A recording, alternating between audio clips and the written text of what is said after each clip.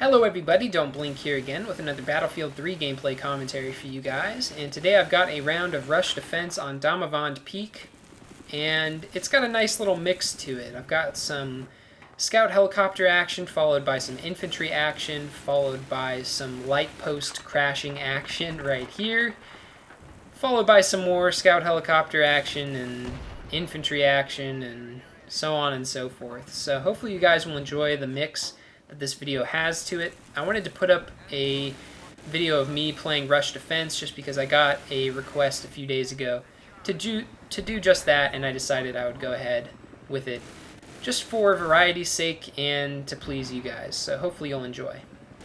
But yeah, I really like the scout helicopters in Battlefield 3. I think that they're my favorite vehicles to pilot. I'm not a very good pilot, don't get me wrong there. I'm not saying I'm fantastic in them.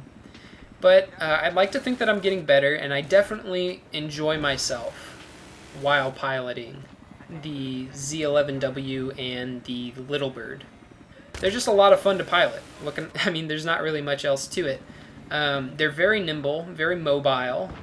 They can be very fast. You can get a friendly engineer to hop in with you and repair you, which can make you very resilient against enemy anti-aircraft and enemy aircraft. And just overall, they're a lot of fun to use and play around with. Unfortunately, they're not available on very many maps in Battlefield 3, and I'm pretty sure it's even worse on consoles, just in that, you see them on even fewer maps. But whenever I get the chance to, I try and hop in them as much as possible, just because I have a blast whenever I do. But here we go. Second time in the Z11W. Get a nice little double right there. And the thing you have to really worry about on this map, especially around these MCOMs right here, is all of those light posts. Those light posts, as of right now, are indestructible. And they will catch you at every turn and just screw you up and instantly destroy you whenever possible. So you have to be careful with those. Thankfully, there weren't very many engineers on the enemy team, so I was able to just kind of hover and be very cautious and move around and stuff without getting my poop pushed in. So that was good. But yeah, kind of ran out of luck when it came to the scout helicopter, so I ended up just sticking on the ground using my assault kit with the F2000. On it I have a holographic foregrip and suppressor. And the suppressor definitely came in handy this round just because I was kind of sticking to the side here and just waiting for attackers to walk past me. And having that suppressor means that they won't even know I'm there unless they spot me, or unless they see me directly. So definitely comes in handy as a defender when you're trying to stay very near the front lines without the enemies picking up on your presence. And right there, that was a bit of a suicide mission. Probably shouldn't have done that, but I did end up taking one of them with me, so it wasn't for naught. But you'll see throughout the course of this little kill streak that I get here that I'm trying to make good use of the out-of-combat areas. And, that can be kind of a risky maneuver because you can get stuck out of bounds and end up suiciding.